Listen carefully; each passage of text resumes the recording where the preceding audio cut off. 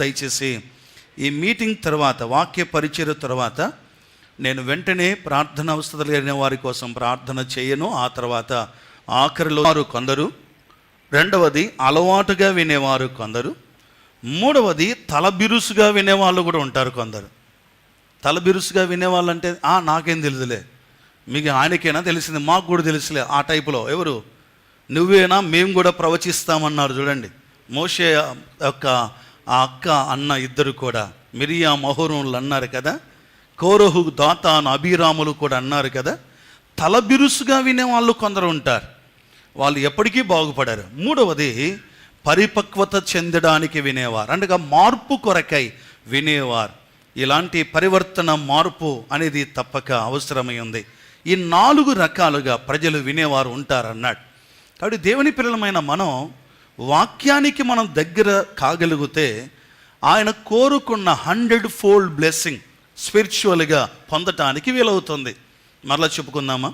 ఆయన కోరుకున్న ఆత్మ సంబంధమైన ఆ 100 ఆత్మీయ జీవితం, 100 ఆత్మీయ ఫలం మనలో కలగాలి అంటే మనం దగ్గర కావలసింది వాక్యానికి దగ్గర కావాలి.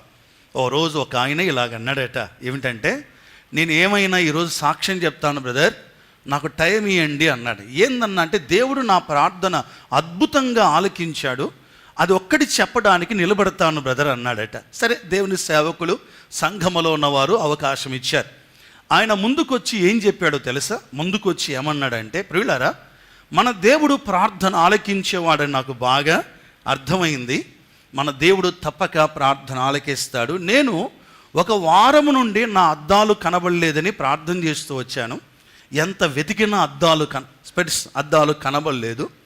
ఆఖరికి ఈరోజు ఉదయకాలం దేవుడు నా ప్రార్థన ఆలకించి నా అద్దాలు నాకు కనబడ్డాయి అన్నాడట.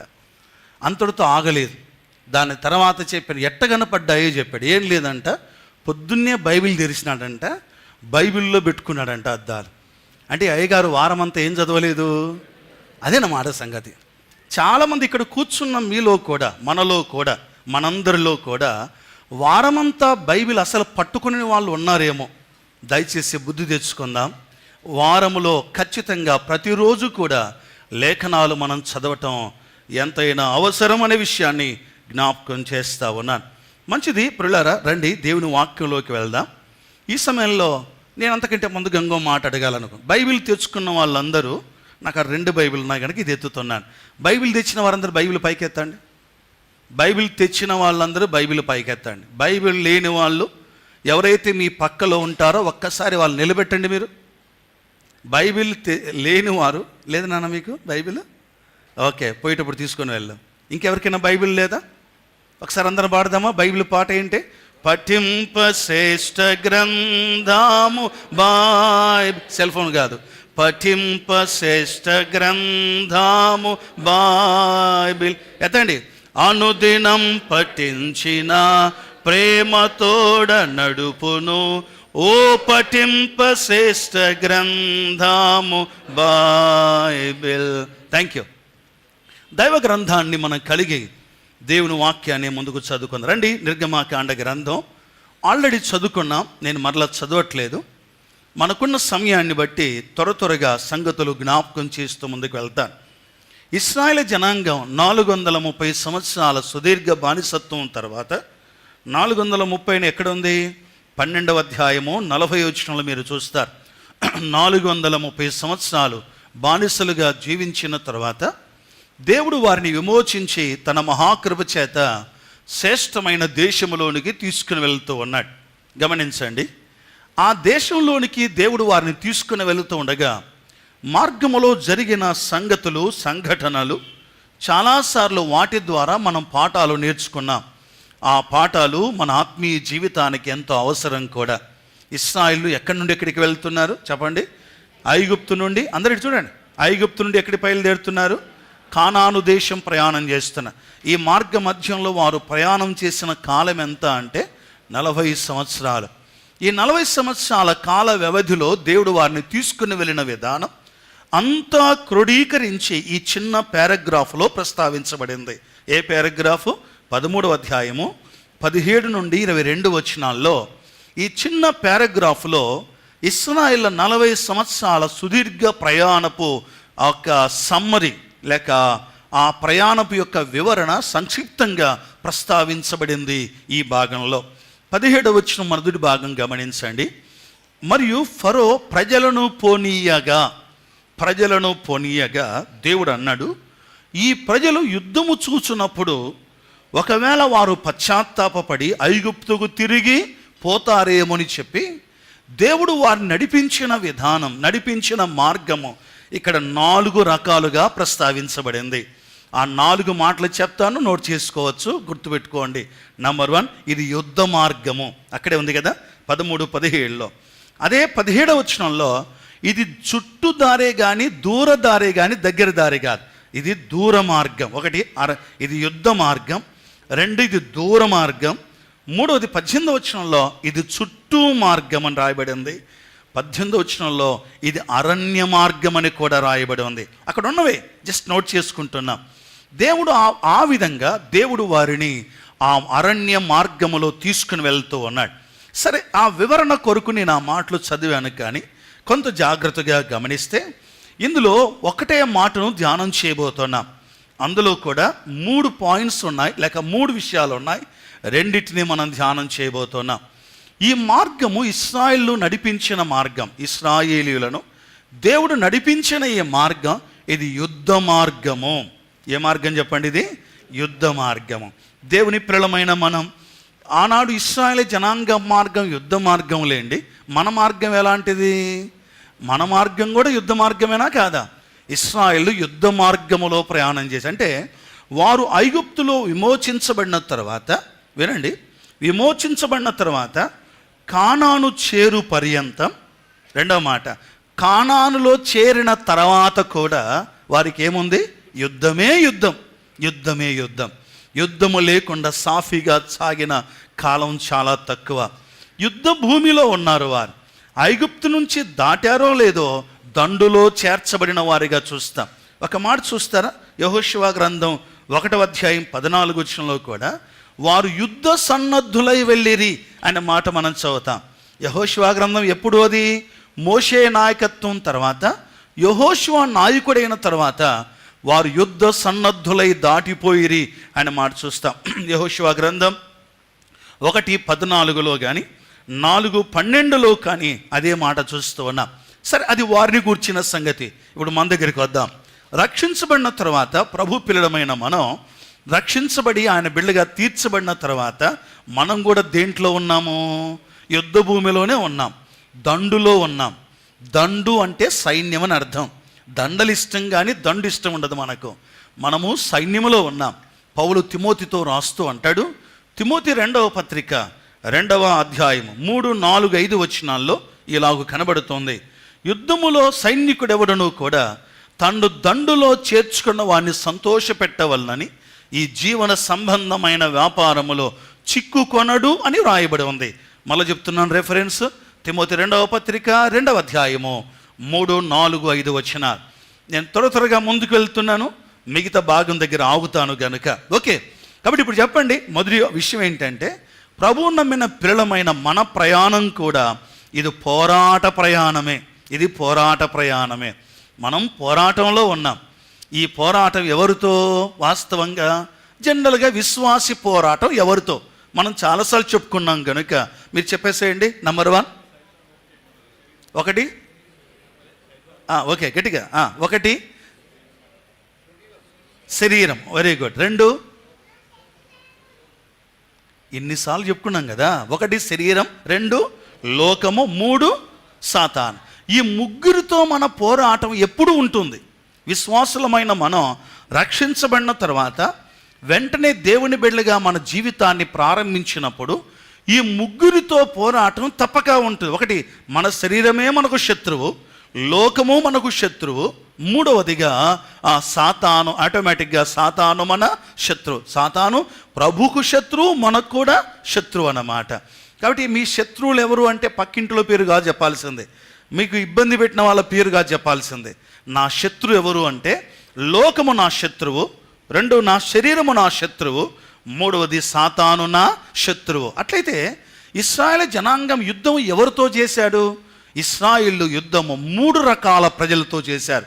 ఆ 3 రకాల ప్రజల్లో నుండి 2 విషయాలను ఈ ఉదయకాలం మీ ముందు ఉంచడానికి ఇష్టపడుతున్నాను. నెంబర్ 1, పేర్లు రాసుకోండి చాలు. ఐగుప్తులతో పోరాటం. వారికి ఇశ్రాయేలు జనాంగం ఐగుప్తు నుండి బయటికి వచ్చారో లేదో వెంటనే ఐగుప్తులతో నిర్గమాకాండ గ్రంథం 14వ అధ్యాయం 10వ వచనం. ఐగుప్తులతో పోరాటం. రెండవది ఇంకెవరితో పోరాటము? అమాలేకులతో పోరాటం. నిర్గమాకాండ గ్రంథం 17వ అధ్యాయము 9వ వచనం. ఈ వచనాలు ఒకవేళ మీరు నోట్ చేసుకుంటే మంచిదే, లేదా నాకు గుర్తుపెట్టుకోండి చాలు. 3 రకాల ప్రజలను ఎదుర్కొన్నారు ఇశ్రాయేలు జనాంగం. నంబర్ 1, ఒకటి చెప్పండి, ఐగుప్తులను ఎదుర్కొన్నారు. ఐగుప్తు నుండి బయటకు వచ్చారు, విమోచించబడ్డారు. కానీ ఎదుర్కొన్నది మొట్టమొదట ఎవరిని అంటే ఐగుప్తులని ఎదుర్కొన్నారు. అది నిర్గమాకాండం 14:10లో చదువుకుంటాం.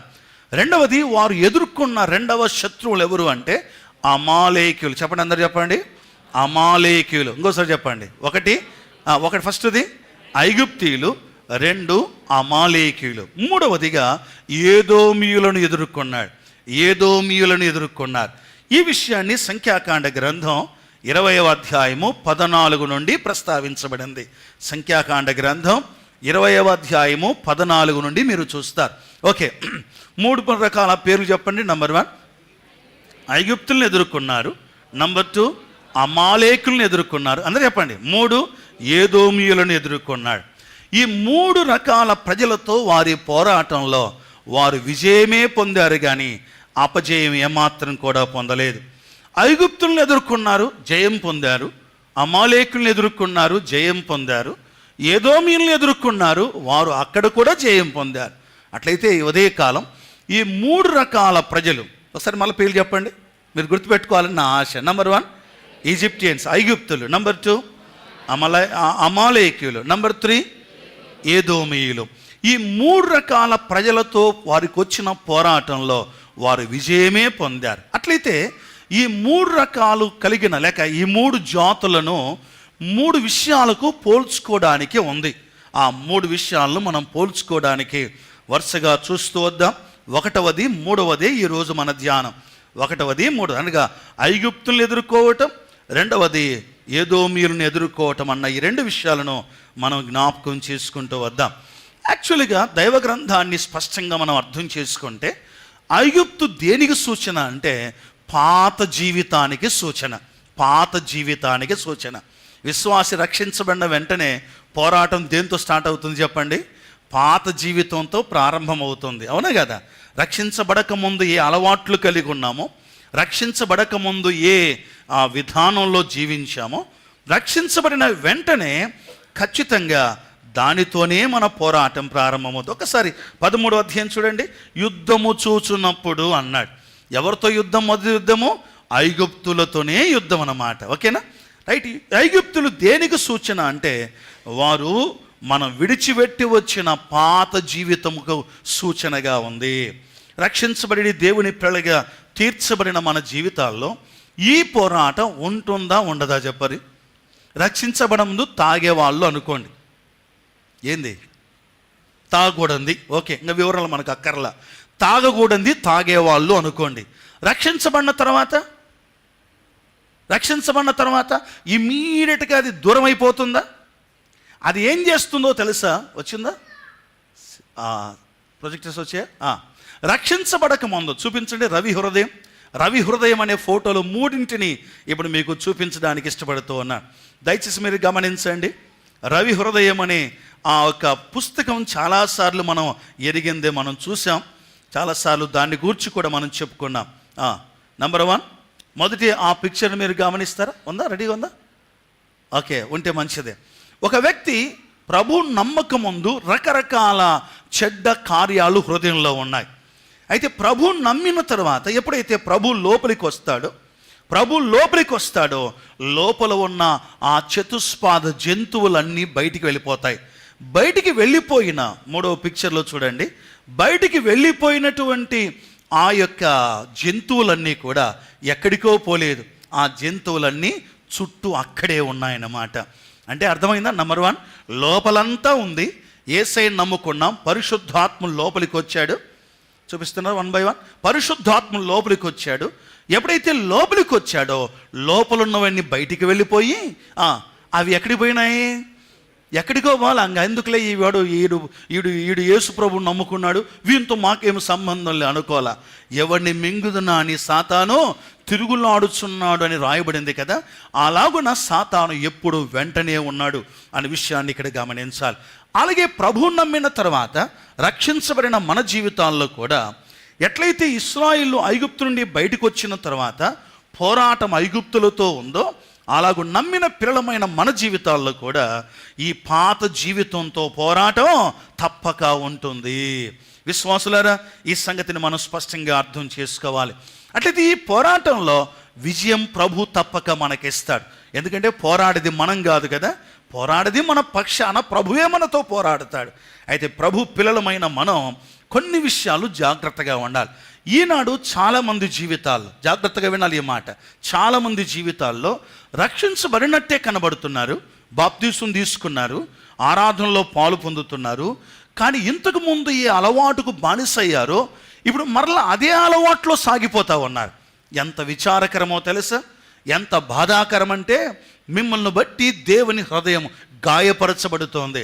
యోహాను సువార్త హెబ్రీ పత్రిక 6లో రాయబడింది, ఒకసారి వెలిగించబడి పరలోక సంబంధమైన వరము రుచూచిన తర్వాత తప్పిపోయిన వారు ఏం చేస్తున్నారట? పరిశుద్ధ ప్రభు అయిన యేసుక్రీస్తు వారిని మరలా సిలువ వేస్తున్నారు అని వ్రాయబడి ఉంది. వింటున్నారు అందరూ? వినండి, జాగ్రత్తగా గమనించండి. నువ్వు రక్షించబడ్డావు, ప్రభువు నమ్ముకున్నావు, ఆయన బిడ్డగా తీర్చబడ్డావు, ఆరాధన చేస్తున్నావు, బలలో పాలు పొందుతున్నావు, అవసరమైతే పరిచర్యలో పాలు పొందుతున్నావు. కానీ బాధాకరం ఏంటో తెలుసా? నీ పాత బతుకు మళ్ళా కనబడుతూనే ఉంది, నీ పాత అలవాట్లు మరలా కనబడుతున్నాయి. దాని మీద నీకు విజయం కనబడడం లేదు. విజయం ఏమాత్రము నాకు ఓడిపోతున్నావు పాత జీవితం విషయంలో. స్నేహితులారా, మిమ్మును బట్టి దేవుని నామమునకు అవమానం కలగడం మాత్రమే కాకుండా దేవుని హృదయాన్ని గాయపరుస్తున్నారు. ఆయన గాయములో మరలా మీరు రేపుతున్నారు. ఇక్కడ దెబ్బ తగిలిందనుకోండి, శరీరంలో ఎక్కడైనా తగిలిన దెబ్బ, ఆ దెబ్బ చిన్నగా మానిపోతూ ఉంది. మానిపోతున్నప్పుడు మరలా ఏదైనా దెబ్బనమో లేకపోతే ఏదైనా పినీసో తీసుకొని మరలా దాన్ని గెలుకుతే ఎట్లుంటుంది? నొప్పి ఉంటుందా ఉండదా? భయంకరమైన నొప్పి కదా. అలాగే నమ్మిన బిడ్డలు ఒకవేళ పాత జీవితంలో నిమగ్నమై మిమ్మల్ని ఎవరు చూడకపోవచ్చేమో, సంఘ కాపరిగా నేను మిమ్మల్ని చూడకపోవచ్చేమో, లేదా సంఘ పెద్దలుగా సహోదరులు చూడకపోవచ్చేమో, సంఘస్థులుగా మిగతా వారు మిమ్మల్ని చూడకపోవచ్చేమో. కానీ జాగ్రత్త ప్రియులారా, ఈ వేషాలు వేయడం మానుకోవడం క్షేమకరం. ఎందుకో తెలుసా? మిమ్మును బట్టి ఆయన నామమునకు అవమానం కలుగుతుంది, మిమ్మును బట్టి దేవుని హృదయము గాయపరచబడుతుంది అనే విషయాన్ని గమనించాలని మనవి చేస్తున్నాను. ఇశ్రాయేలు జనాంగం ఇప్పుడు రండి 14వ అధ్యాయం చూడండి. రండి, నిర్గమాకాండ 14వ అధ్యాయంలో ప్రభు ఏం చెప్పాడు? 14వ అధ్యాయంలో ఏం రాయబడిందో గమనించండి. 14వ అధ్యాయంలో ఇప్పుడు మీరు చూచిన ఐగుప్తీయులను మునుపెన్నడూ మరలా మీరు చూడరు అనే మాట, దేవుని మాట ప్రస్తావించబడినట్లుగా మనం గమనిస్తాం. సరే, 14వ అధ్యాయంలో ఇప్పుడు మీరు 14వ అధ్యాయం 13వ వచనం, వారికి మీరు భయపడవద్దండి. ఇశ్రాయేలు భయపడ్డారు, ఐగుప్తులు తమను తరుముతూ ఉండగా ఇశ్రాయేలు భయపడుతున్నప్పుడు దేవుడు ఏమన్నాడు? చదవండి 13వ వచనం. అందుకు మోషే భయపడకుడి, దేవుడు మాట చెప్తున్నాడు ఇశ్రాయేలు జనాంగానికి. ఏమన్నాడు? భయపడకుడి, యెహోవా మీకు నేడు కలగజేయు రక్షణ మీరు ఊరక నిలుచుండి చూడుడి. అందరూ చదవండి. నేడు చూచిన ఐగుప్తీయులను ఇక మీదట మరి అన్నడను చూడరు. ఏం వాగ్దానం అండి ఆ మాట. రండి, అది జరిగిందో లేదో చూద్దాం. 14వ అధ్యాయము వచనము సంఖ్య 14వ అధ్యాయము ఆఖరి వచనం లేక 30 వచనం చూడండి. ఆ దినమున 14:30 ఆ దినమున యెహోవా ఐగుప్తుల చేతిలోండి ఇశ్రాయేలును రక్షించెను. ఇశ్రాయేలీయులు చెప్పండి, చచ్చిన ఐగుప్తీయులను సముద్ర తీరమున చూసిరి. ఇశ్రాయేలుకు వెంబడించిన వాళ్ళెవరు? పోరాడుతున్న వారెవరు? వెంబడిస్తూ వారిని హతమార్చడానికి, మరలా స్వాధీనపరచుకోవడానికి ప్రయత్నం చేసిన వారు ఎవరు అంటే ఐగుప్తీయులు అన్నమాట. ఐగుప్తులు దేనికి సూచన? మనం విడిచి వచ్చిన పాత జీవితానికి సూచన. ఇప్పుడు చెప్పండి, పాత బతుకు నిన్ను వెంటాడుతుందా లేదా? పాత అలవాట్లు నిన్ను వెంటాడుతున్నాయా లేదా? పాత సంబంధమైనటువంటి ఆలోచనలు నిన్ను వెంటాడుతున్నాయా లేదా? మనలో పాత జీవితం మాటి మాటికి వెంటాడుతూనే ఉంటుంది. అయితే దేవుని వాగ్దానం ఏంటో లేసా? మీరు విడిచిపెట్టి వచ్చిన ఐగుప్తులను మీరు ఎన్నడూ మరలా చూడరు అన్నాడు. అదే జరిగింది. అదే అధ్యాయం ఆఖరి వచనంలో వినండి, జాగ్రత్త స్టేట్మెంట్ వినాలి. ఐగుప్తులు సచ్చారేమో కానీ ఐగుప్తుల మనసు వీళ్ళలో చావలా. ఐగుప్తుల్లో ఎన్ని సంవత్సరాలు ఉన్నారు మీరు? మొత్తం ఐగుప్తులు ఎన్ని సంవత్సరాలు? 430 years. చెప్పండి, 430 సంవత్సరాలు సుదీర్ఘంగా ఉన్నారు. 430 సంవత్సరాలు ఐగుప్తులను కల్లారా చూశారు. అందరూ మరణించారు, తేలారినారంట. దేవుడు వారిని ముంచివేయగా వారందరినీ కూడా మరణించిన ఐగుప్తులను చూశారు. సోదరి సహోదరులారా, చచ్చిన ఐగుప్తులు కళ్ళెదురు కనబడుతున్నారు కానీ వీరు వారి దగ్గర ఉన్నప్పుడు వారి యొక్క ఆలోచన, వారి ఆచారాలు, వారి యొక్క పద్ధతులు వీరిలోకి లోపలికి పోయాయి కదండి. అందుకే ఏదో అంటారు, ఏం చచ్చినా జావదంట. ఏం చెప్పండి? చింత చచ్చినా, గట్టి చెప్పాలి, చింత చచ్చినా పులుపు సావలా కొంతమందికి. ఏమన్నా రక్షించబడ్డావా? రక్షించబడ్డాను సార్. నీ పాపాలన్నీ ఎక్కడ? బాప్తిసం ఇప్పుడు అడుగుతాం కదా, నీ పాపాలన్నీ ప్రభు క్షమించాడా? ఒప్పుకున్నావా? ఒప్పుకున్నా. నీ పాపాలు క్షమించబడ్డాయని నమ్మకం నీకుందా? ఉంది. యేసు ప్రభు వస్తే నమ్మిన వారితో పాటు పరలోకం చేర్చబడతావన్న నమ్మకం నీకుందా? ఉంది. అన్నీ విని ఏం చేద్దాం? యేసయ్య చెప్పాడు గనుక తండ్రి కుమార పరిశుద్ధాత్మ నామమున నీకు బాప్తిసం ఇస్తున్నామని ఇచ్చాం. అంటే ఈ బిడ్డ ఏమైపోయేటప్పుడు చచ్చిపోయాడు. పైకి సచ్చాడే కానీ ఏం చావలేదు? పాపం చావాలా. ఐగుప్తుల ఆశలు చావలేదు. సియోను పాటలు సంతోషముగా పాడదాం.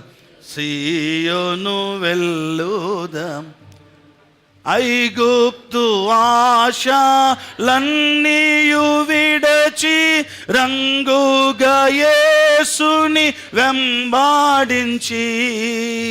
ఐగుప్తు పాడదాం. రంగుగా యేసుని వెంబాడించి పాడైన కోరహు పాపంబు మాని వీరాజిల్లుడి. పాడైన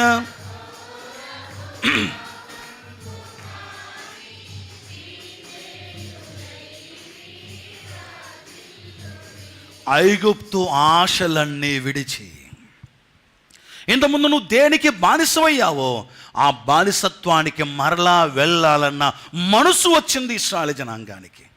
ఏమన్నాడు చూడండి, రండి ఏమంటున్నారు గమనిద్దాం ఒక్కసారి. దైవ గ్రంథం నుండి, అదే నిర్గమకాండ గ్రంథంలో వారిని చూసిన వెంటనే 11వ వచనం చదవండి. 14:11 నిర్గమకాండ గ్రంథం 14:11 త్వరగా 14:11 రాయబడిన మాట ఏం రాయబడిన చూడండి. అంతటా వారు మోషేతో ఐగుప్తులో సమాధులు లేవని ఈ అరణ్యములో చచ్చుటకు మమ్మల్ని రప్పించితివా? మమ్మల్ని ఐగుప్తుల నుండి బయటికి రప్పించి మమ్మల్ని ఇట్లు చేయనేలా. వీళ్ళ ఆశంతా ఏమైపోయింది అంటే, వినండి, మరలా ఐగుప్తే మేలు అనుకుంటున్నారండి. ఎప్పుడు ఈ పరిస్థితి ఏర్పడుతుందో తెలుసా? నంబర్ 1, మొదటి మాట, వారి విమోచన విలువ అర్థం కానంతసేపు విశ్వాసులకి ఇట్లే ఉంటుంది. విమోచన విలువ అర్థం కాలేదు వారికి. దేవుడు వారిని విమోచించిన విధానం చదవండి. ద్వితీయోపదేశకాండ గ్రంథం 15వ అధ్యాయం 14వ వచనం. ద్వితీయోపదేశకాండ గ్రంథం 15వ అధ్యాయం 14వ వచనంలో రాయబడిన మాట మీరు గమనించండి. నీవు ఐగుప్తు దేశములో దాసుడవై ఉన్నప్పుడు నీ దేవుడైన యెహోవా నిన్ను విమోచించనని జ్ఞాపకము చేసుకొని. ఇశ్రాయేలులారా మీరు ఏం చేయాలి? మీరు జ్ఞాపకం చేసుకోవాలి. ఏమని జ్ఞాపకం చేసుకోవాలి? నిన్ను విమోచించడానికి దేవుడు పడిన కష్టం ఇంత అంత కాదు. ఐగుప్తు దేశం మీదకి 10 తెగుళ్లను దేవుడు రప్పించాడండి. ఆ తెగుల్లో ఒకటైనా ఇశ్రాయేలు జనాంగానికి ఏమీ చేయలేదు. వినాలి, గమనించండి. 10 తెగుళ్ళు ఐగుప్తు దేశం మీదికి దేవుడు కుమ్మరించిన తన ప్రజలను భద్రపరిచి ఒక విజయోత్సాహముతో బయటికి తీసుకుని వచ్చాడు. వారిని విమోచించిన, విడిపించిన ఆ విలువ ఇశ్రాయేలు జనాంగానికి అర్థం కాక ఏమంటున్నారు? మేము ఐగుప్తులో ఉండింటే బాగుండు, మేము ఐగుప్తులకు బానిసలం అయిపోతామని పాత బతుకు వైపు వెళ్ళడం ఎంత బాధాకరం. విశ్వాసులారా, ఇక్కడ కూర్చున్నవారు చాలామంది, బాల్కనీలో ఉన్నవారు కానీ ఇక్కడ కూర్చున్నవారు కానీ చాలామంది ప్రభు నమ్మిన వారు ఉన్నారు. నన్ను విమోచించడానికి ఆయన చేసిన పని ఎంత గొప్పదో తెలుసా అండి?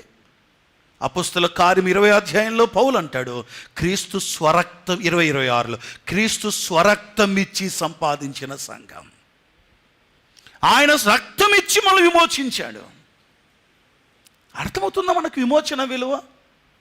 ఏదో అందరంబడి బాప్తిసం తీసుకొని, అందరంబడి ఏదో మోకాళ్ళొంగి, అందరంబడి ఆరాధనలో పాలు పొంది ఇది ఒక రొటీన్ అయిపోయిందే కానీ దాని విలువ మనకు అర్థం కావట్లేదు. అందరు నా వైపు చూడండి ఒకసారి. ఎటు చూడండి. ఈ బళ్ళ దగ్గరికి వచ్చి ఆ పాత్ర మన దగ్గరికి వస్తున్నప్పుడు పాత్రలో చేస్తున్నాం కదా, దాని విలువ ఏంటో తెలుసా? దేవుడు మనం విమోచించిన ఆ విలువ ఎంత గొప్పది అంటే అమూల్యమైన తన రక్తాన్ని కార్చాడు, తన శరీరమంతటిని మన కొరకు అప్పగించున్నాడు. ఆయన మనం విమోచించిన విలువ అర్థం కాకపోతే చాలామంది దాన్ని బట్టి వెనక్కు తిరిగిపోతా ఉన్నారు. కొరింథీ పత్రికలో ఏం రాయబడింది? 6వ అధ్యాయం 20 వచనం చెప్పండి. కొరింథీ మొదటి పత్రిక 6వ అధ్యాయం 20 వచనంలో మీరు విలువ పెట్టి కొనబడిన వారు. దేవుడు ఎందుకు ఇశ్రాయేలు మీద కోపగించాడు అంటే మాటికి వారి మనసు లోపల ఉన్న ఒక ఆలోచన, ఐగుప్తుకు వెళ్ళిపోవాలి. ఒకసారి చూడండి. సంఖ్యాకాండ గ్రంథంలో దేవునికి ఎందుకు కోపం వచ్చింది? ఎందుకు కోపం వచ్చిందో తెలుసా? 11వ అధ్యాయం సంఖ్యాకాండ గ్రంథం 11వ అధ్యాయం తెరవండి. 11వ అధ్యాయం 18వ వచనం చూడండి. వాళ్ళు ఏమంటున్నారో రాయబడింది. ఏమంటున్నారు? నీవు జనులను చూచి ఇట్లనుము మిమ్మును మీరు రేపటికి పరిశుద్ధపరచుకునుడి. మీరు మాంసం తిందురు. యెహోవా వినునట్లు ఏడ్చి మాకు ఎవరు మాంసం పెట్టుదురు? ఐగుప్తులో మాకు బాగుగానే జరిగిందని మీరు తెలుసు. ఐగుప్తు ఎట్లా జరిగిందంటే వీళ్ళకు బాగుగానే జరిగిందని మీరు గట్టి చెప్పండి. అందరూ చెప్పండి. ఎట్లా జరిగిందంటే ఐగుప్తులో బాగుగానే జరిగింది. నిజంగా బాగా జరిగిందా? 430 సంవత్సరాల బానిసత్వంలో వారు స్టార్టింగ్లో బాగానే ఉంది. ఎందుకు? ఎంతవరకు బాగుంది చెప్పండి? యోసేపు ఉన్నంతకాలం బాగానే జరిగింది. ఎప్పుడైతే యోసేపు మరణించాడో శ్రమలు మొదలయ్యాయి. ఇప్పుడేమో మాకు బాగుగానే జరిగిందంటూ 20 వచనం చూడండి. 20 వచనం లాస్ట్ మాట, యెహోవాను నిర్లక్ష్యము చేసి 20 వచనం, అదే సేమ్ చాప్టర్ సంఖ్యాకాండం 11వ వచనంలో యెహోవాను నిర్లక్ష్యము చేసి ఆయన సన్నిధిని ఏడ్చి చెప్పండి, ఐగుప్తులో నుండి ఎందుకు వచ్చితిమనుకొంటిరి? ఒక ఆయన అనుకున్నాడు, నేను ఊరికే నమ్ముకోకపోయినా బాగుండు, నమ్ముకొనని వాళ్ళందరికీ బాగా జరుగుతుంది, నమ్ముకుని నాకేం జరిగింది చెప్పండి. ఆయన ఎవరు? ఆసాపు 73వ కీర్తన. నేను నా చేతులు కడుక్కొని ఉండటం వ్యర్థమే అనుకున్నాడు. కానీ ఆ సంగతి దేవుని సన్నిధిలోనికి వెళ్ళిన తర్వాత దాని విలువ తనకు అర్థమైపోయిందండి. విశ్వాసులారా, మన మనసులో ఎప్పుడూ పెట్టుకోవలసిన ఒక మాట ఏమిటంటే, ఎందుకు నువ్వు పాత జీవితానికి దాడిపోతున్నావు? ఎందుకు మళ్ళీ పాత బతుకు నీ జీవితంలో కనబడుతుందో తెలుసా? ఎందుకు నువ్వు ఇంతకుముందు దేనికి బానిసవై ఉన్నావో ఆ పాపం, అది వ్యభిచారం కానీ, అబద్ధం కానీ, త్రాగుడు కానీ, దేవునికి అయిష్టమైన కార్యాలు కానీ, మరలా ఎందుకు దాంట్లో నువ్వు పోతున్నావు అంటే ఒకటే కారణం, నీలో దేవుడిని విమోచించిన ఆ విమోచన విలువ నీకు అర్థం కాకనే మరలా వెనక్కు వెళ్ళిపోతున్నావు అన్నమాట. ఇశ్రాయేలు జనాంగానికి మనసులో ఉందంట వెనక్కుపోవాలి. చూద్దామా, అపోస్తుల కార్యముల గ్రంథం 7వ అధ్యాయం చూడండి. అపోస్తుల కార్యముల గ్రంథం 7వ అధ్యాయం ఒకసారి మీరు గమనించండి. అపోస్తుల కార్యముల గ్రంథం 7వ అధ్యాయం 39వ వచనం చదువుతారా? 39వ వచనం. అపోస్తుల కార్యముల గ్రంథం 7వ అధ్యాయం 39వ వచనం. త్వరగా 7:39. అపోస్తుల కార్యముల గ్రంథం 7వ అధ్యాయం 39వ వచనం. ఇతనికి మన పితరులు లోబడనొల్లక త్రోసివేసి తమ హృదయములో, ఈ మాట గమనించండి, తమ హృదయములో ఐగుప్తునకు పోగోరిన వారై. గమనించారే మాట? తమ హృదయములో ఏం ఆలోచన ఉందట? మేము తిరిగి ఐగుప్తుకి వెళ్ళిపోవాలి, శ్రమ ఎదురైతే ఐగుప్తుకి వెళ్ళిపోవాలి, సాఫీగా సాగుతే పర్వాలేదు, కానీ ఇబ్బందులు ఎదురైనప్పుడు మరలా ఐగుప్తుకి వెళ్ళాలి. ఐగుప్తు మాటికి అది కనబడతా ఉంది. పాత బతుకు నీ జీవితంలో కూడా కనపడుతుందా? ఎవరు చూడలేదని ఏమైనా కార్యాలు జరిగిస్తున్నావా? పాత జీవితం ఇశ్రాయేలు జనాంగం ఐగుప్తుని ఎదుర్కోవాల్సి వచ్చింది. బయటకు వచ్చారో లేదో వెంటనే పోరాటం, ఈ పాత జీవితంతోనే పోరాటం. విశ్వాసులమైన మనం హృదయంలో ఐగుప్తు అంటే వీళ్ళ హృదయం నిండా ఏం ఆశ ఉంది? అందుకే 11వ అధ్యాయంలో మాంసం కావాలని అడిగినప్పుడు ఏమంటున్నారు? మేము ఐగుప్తులో ఉన్నప్పుడు ఏ కొండల దగ్గర ఏం తినేటోళ్ళంటే వీళ్ళు కూరగాయలు గీరగాయలు కదండి, దోసకాయలు ఉల్లిపాయలు మేము తినేవాళ్ళం, అరణ్యంలో తీసుకొచ్చి పెట్టావు, ఇక్కడ మాకు ఏమీ లేదు అని వారు బాధపడుతున్నట్లుగా గమనిస్తా ఉన్నాం. పాప జీవితం నమ్మిన వారు వినండి జాగ్రత్తగా. నమ్మిన వాని బ్రతుకులో హృదయంలో పాపం ఒకవేళ ఉంటే ఈ పచ్చకండ్లోనికి అందరు ఎట కనపడతారు? పచ్చకనే కనపడతారు. ప్రతి దాన్ని పాపంగానే చూస్తారు. చాలా బాధాకరమైనది ఏంటంటే పచ్చకళ్ళు, నీ కళ్ళే పచ్చగైపోయినాయి. ఎందుకు? నీకు కనబడేదే పచ్చగానే. అది కాదు ఇది కాదు, నేను ఎంత ఎక్స్ప్లెనేషన్ ఇచ్చినా వినే స్థితిలో లేవు. ఎందుకంటే నీ హృదయంలోనే పాపం ఉంది. పాప జీవితంలో జీవించే విశ్వాసులారా ఓడిపోతున్నావు. నీవు జాగ్రత్త గమనించాలి. ఐగుప్తులు వారిని వెంటాడుతున్నారు. వారికి విమోచన విలువ అర్థం కానందువలన మరలా మాటికి మేము పోయింటే బాగుండే, ఐగుప్తే బాగుండే అనే మాటలు అనడం ఎంత మాత్రం క్షమం కాదు. అలాగే విశ్వాసులమైన మన జీవితాల్లో కూడా రక్షించబడిన తర్వాత పాత బతుకు విషయంలో మనం ఏం చేయాలో తెలుసా? 3 మాటలు ఉన్నాయి బైబిల్ గ్రంథంలో. ఆ 3 మాటలు చెప్పుకుందాం ఒకసారి. పాత బ్రతుకును ఏం చేయాలి? మీకు తెలిసిన మాటలు చెప్పండి. నెంబర్ 1 గట్టి చెప్పండి. ఇంకొకటి గట్టి చెప్పండి. పెట్టినారు ఎంతకు? ఇంకా కొంతమంది బాతి పెట్టాల. ఓ రోజు మా నాయన బాప్తీసం ఇస్తున్నాడు, చాబోళ్ళు అనుకుంటాను. బాప్తీసం ఇస్తుంటే మా నాన్న చెప్పిన మాట ఇది. బాప్తీసం ఇస్తూ ఉంటే మా బాప్తీసం ఇస్తేప్పుడు ఏం చేస్తారు చెప్పండి? అన్నీ అడిగిన తర్వాత టోటల్గా నీళ్ళలో సంపూర్ణంగా మునగాలి. దాని ఆత్మీయ అర్థం ఏంటి? నేను పాత బతుకును పాతి పెడుతున్నాను, కొత్త జీవితం తర్వాత లేయడం అంటే అర్థం ఏంటి? నేను యేసు ప్రభు కొరకు కొత్త వ్యక్తిగా బతుకుతాను అని క్లేయటం. ఇట్లా బాప్తిసం ఇస్తప్పుడు అన్నీ అడిగిన తర్వాత లోపలికి ముంచుతూ ఉంటే ఒకడు ఏం చేశాడంట, ఒకతను చెయ్యి పైకెత్తినాడంట.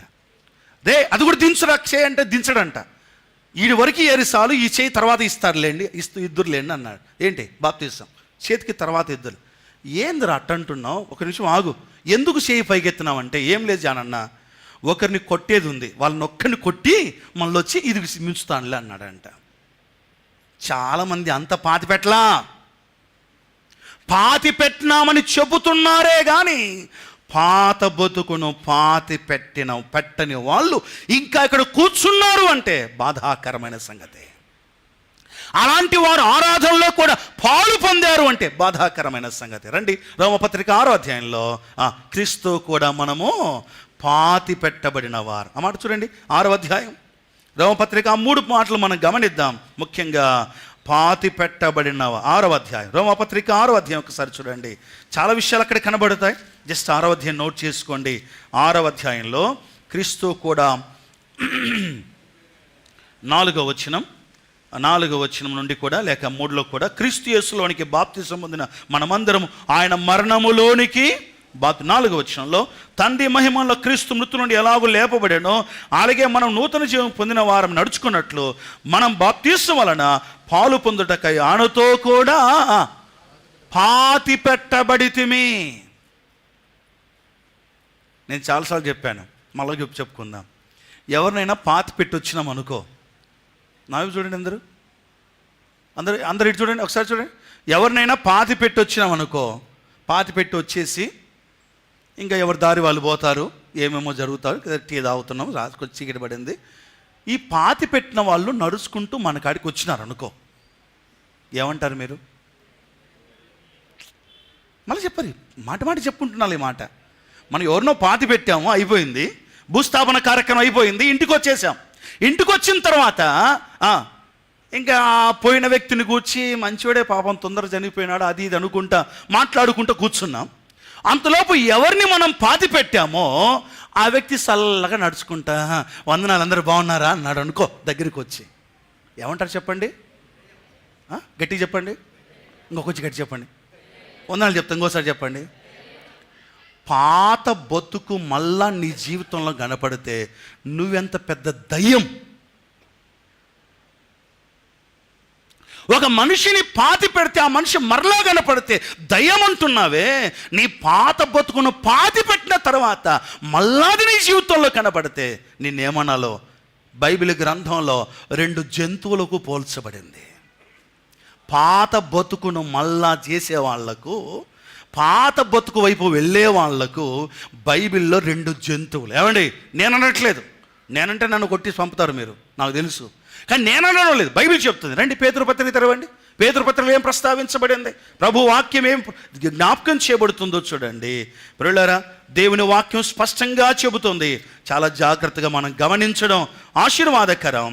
2వ అధ్యాయం పేతురు 2వ పత్రిక 2వ అధ్యాయం, పేతురు 2వ పత్రిక 2వ అధ్యాయం, 2వ అధ్యాయం. దేవుని వాక్యాన్ని గమనించవలసిందిగా మనవి చేస్తున్నాను. 2వ అధ్యాయము వచనము సంఖ్య 2వ అధ్యాయం వచ్చిన 21, 22 వచనాలు. మీరు ఏం లేదు, ఆ 2 వచనాలు ముఖ్యంగా 22వ వచనం చూసి జంతువుల పేర్లు చెప్పండి చాలు నాకు. 22వ వచనం చదివి జంతువుల పేర్లు చెప్పండి. నంబర్ 1 ఏమని కాదు, గట్టి చెప్పండి, ఏమని కాకరు? కుక్క.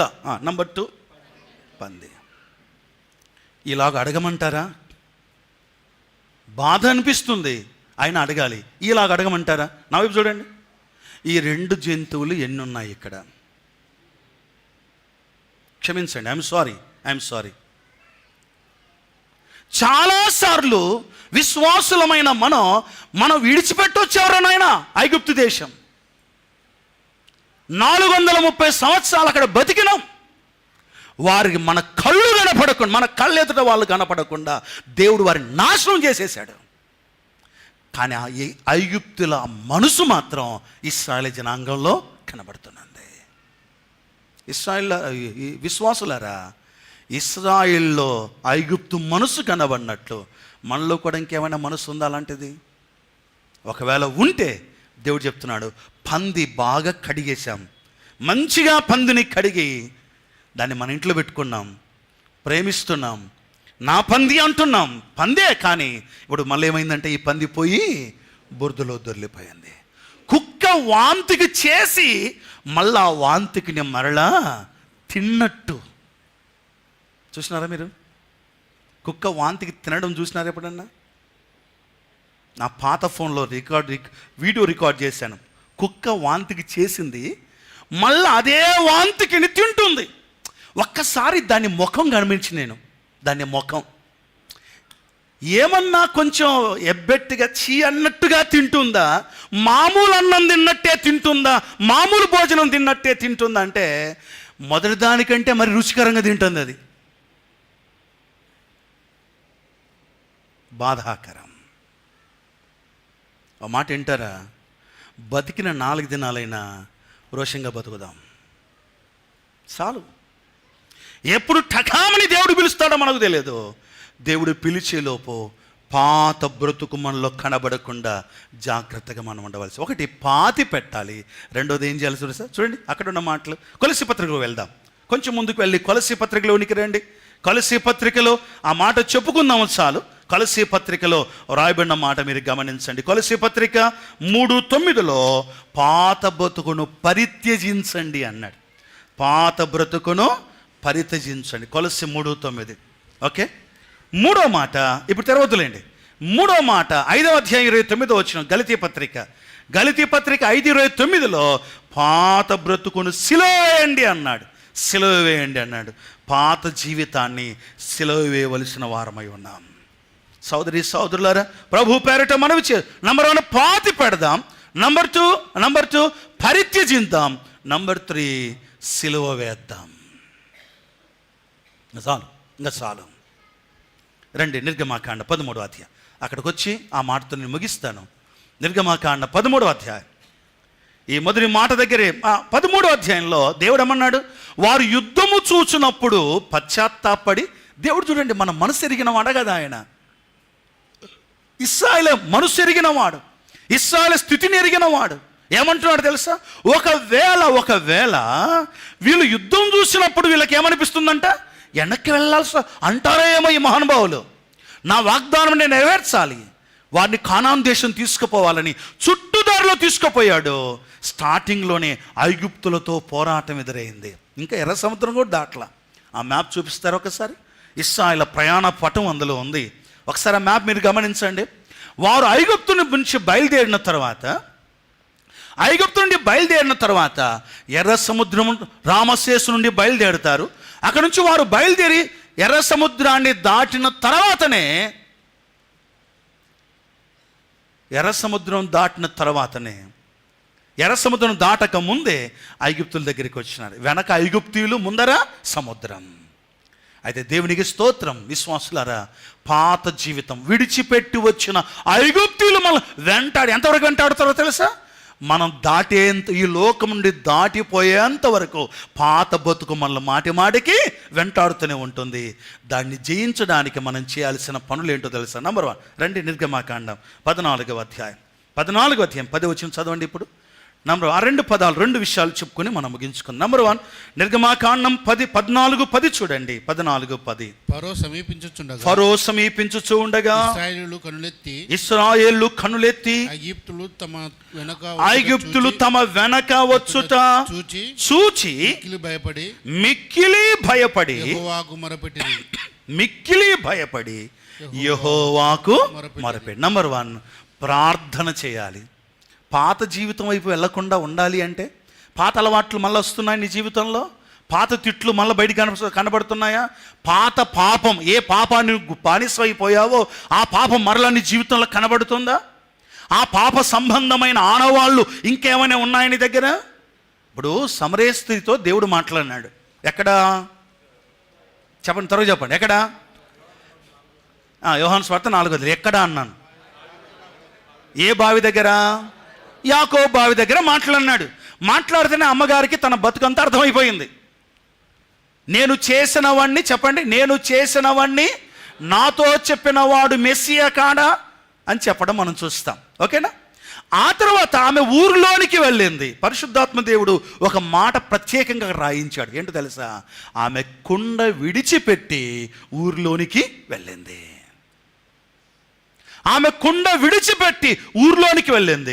ఊరిలోనికి వెళ్ళి ఏం చెప్తుంది? రండి, నేను చేసినవన్నీ నాతో చెప్పినవాడు మెస్సియా కాడా, రండి చూడండి అని ప్రభువును వారికి పరిచయం చేస్తా ఉంది. సోదరి సోదరులారా, ప్రభు నిన్ను పిలిచినప్పుడు, ప్రభు బిడ్డగాను తీర్చబడినప్పుడు, రక్షించబడిన తర్వాత, బాప్తిసం తీసుకున్న తర్వాత ఇంకా పాత బతుకును పాతి పెట్టాలి. ఇక దాని జోలికి మనం వెళ్ళకూడదు. కానీ శరీరముతో ఉన్నాము గనక ఈ పాత బతుకు మళ్ళా మన దగ్గరికి మాటికి వస్తూనే ఉంటుంది. ఇప్పుడు ఏం చేయాలి? వెనక తట్టు ఐగుప్తులు వస్తున్నారన్న మాట విన్న వెంటనే ఏం చేశారు? ఇశ్రాయేలు యెహోవాకు మొరపెట్టిరి. కాబట్టి విశ్వాసులారా, ఎప్పుడైనా నీ పాత అట్రాక్షన్స్కు, పాత సంబంధమైన ఈ పాత పాపం కావచ్చు, పాత ఆలోచన కావచ్చు, పాత సంబంధమైన ఆకర్షణలు ఒకవేళ నిన్ను మరలా ఆకర్షించినట్టుగా కనబడితే ఎవరి దగ్గర తీసుకురావాలి? అది యేసయ్య పాదాల దగ్గర తీసుకురావాలి. ఆయన పాదాల దగ్గర పడే, ప్రభువా ఇంతకుముందు సినిమాలు చూసేవాడిని, ఇప్పుడు మరలా అవి ఆకర్షిస్తున్నాయి, కృప చూపించండి.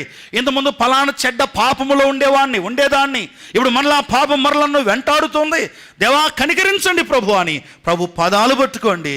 ఆయన పాదాల దగ్గర ఒకవేళ మన స్థితిని, మన ఆలోచనలు ఆయన దగ్గర పడవేస్తే వాటి జోలికి వెళ్లకుండా దేవుడే మనకు సహాయం చేస్తాడు. ప్రభు ఏం చేశాడు చూడండి, 14వ అధ్యాయం చూడండి.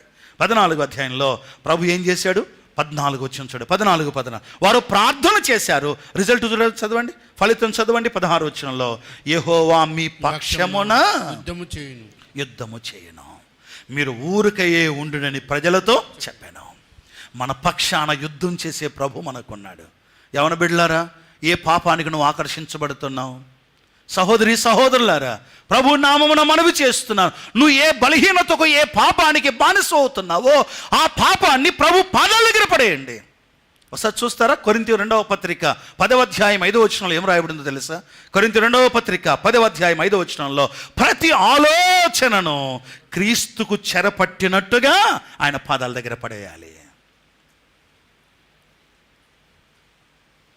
ఈరోజు ఈ మాటతో ముగిస్తున్నాను, చాలు. ఇశ్రాయేలు యుద్ధం ఎవరితో? మొదటి మాట ఐగుప్తులతో యుద్ధం. ఈ యుద్ధంలో ఇశ్రాయేలుకు జయమే కలిగింది.